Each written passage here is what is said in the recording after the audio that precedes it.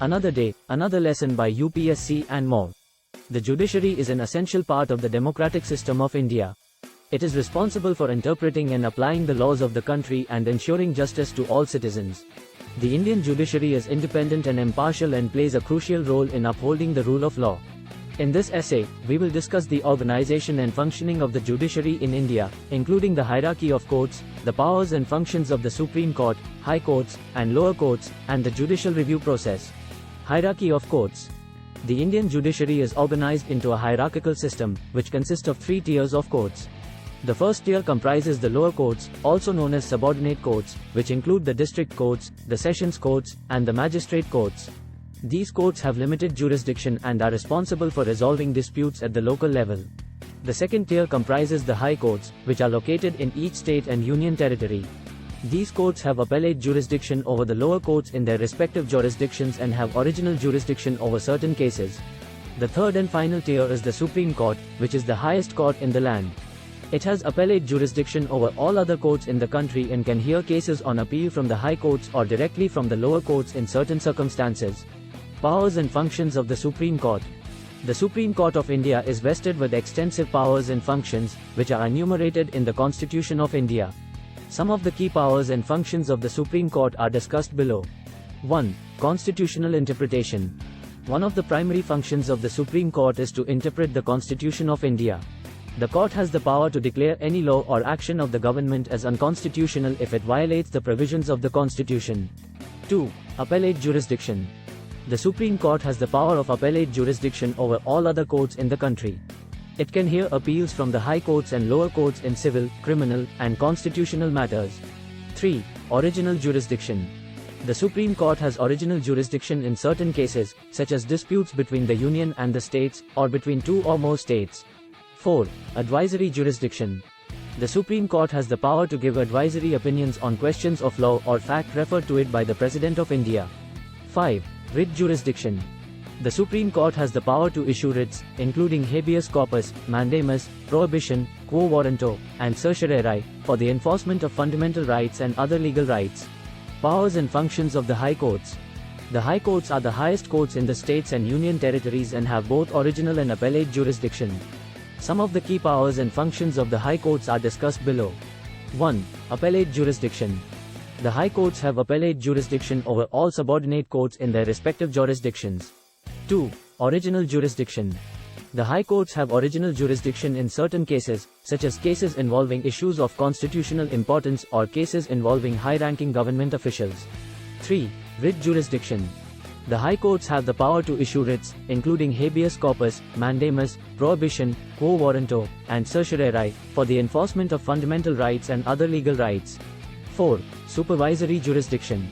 The High Courts have supervisory jurisdiction over the lower courts in their respective jurisdictions and can issue directions or orders to ensure that the lower courts follow the law and procedures correctly. Powers and functions of the lower courts. The lower courts in India are responsible for resolving disputes at the local level. These courts have limited jurisdiction and are responsible for hearing and deciding cases within their jurisdiction. Some of the key powers and functions of the lower courts are discussed below. 1. Civil jurisdiction.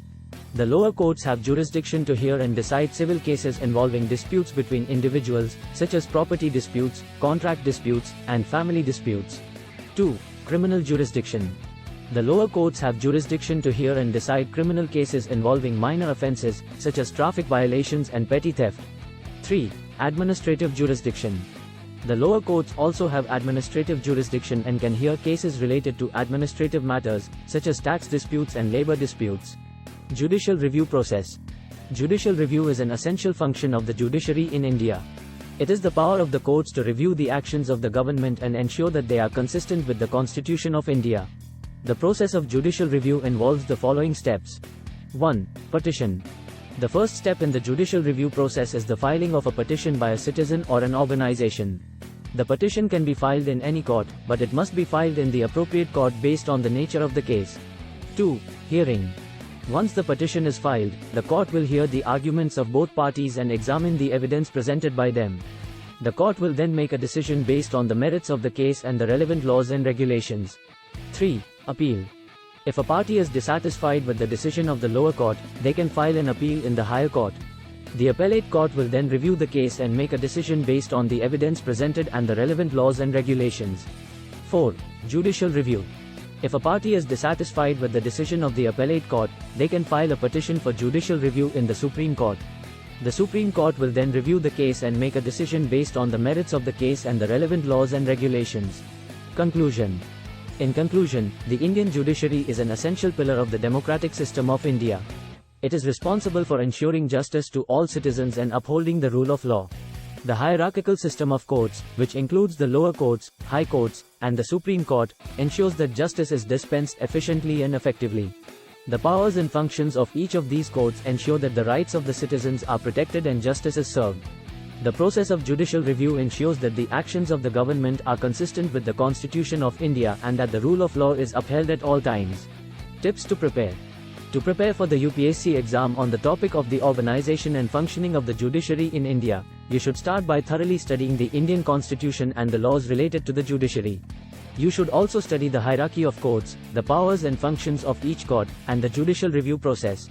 You should read and analyze the landmark judgments delivered by the Supreme Court, especially those related to constitutional matters. It is also important to be familiar with the recent developments in the Indian judiciary, such as the introduction of A courts and the National Judicial Appointments Commission. You should practice writing answers to questions related to the topic and solve previous year's question papers to get a feel for the types of questions asked in the UPSC exam. It is also important to stay updated on the latest news and developments in the Indian judiciary by reading newspapers and other relevant sources of information. Additionally, it is essential to maintain a consistent study schedule and revise regularly to ensure that you have a strong grasp of the topic. Good time management skills and a disciplined approach to studying are also important for success in the UPSC exam. Thanks for watching.